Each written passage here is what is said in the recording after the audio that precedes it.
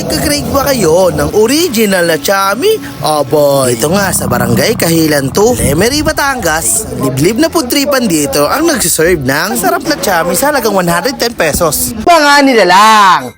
Tikman na natin to! Tingnan natin kung legit na masarap ang chami ng Batangas kesa sa Manila. Wow!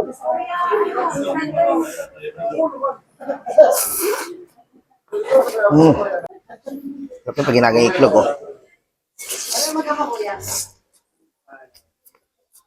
Nga pala yung kipiam nila rito, gawa sa singkamas.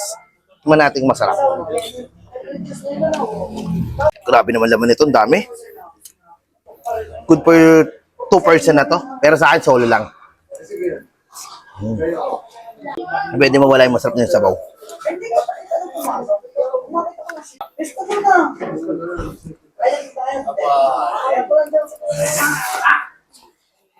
Legit nga pag mas masarap talaga pag galing Batangas. At nagluto ting Batanggenyo. Mm. Mm.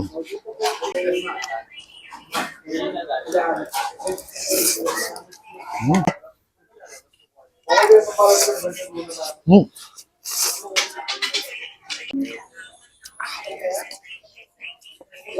Open pala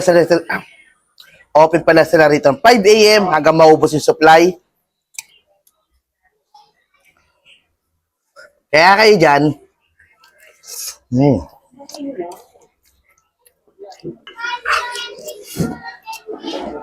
padayo ko rin sa Lemery, punta yung store nila. Kahit dibdib to, napakasarap, napakasolid at napakasulit na puntripan nila. Mapapasarap ka na alae!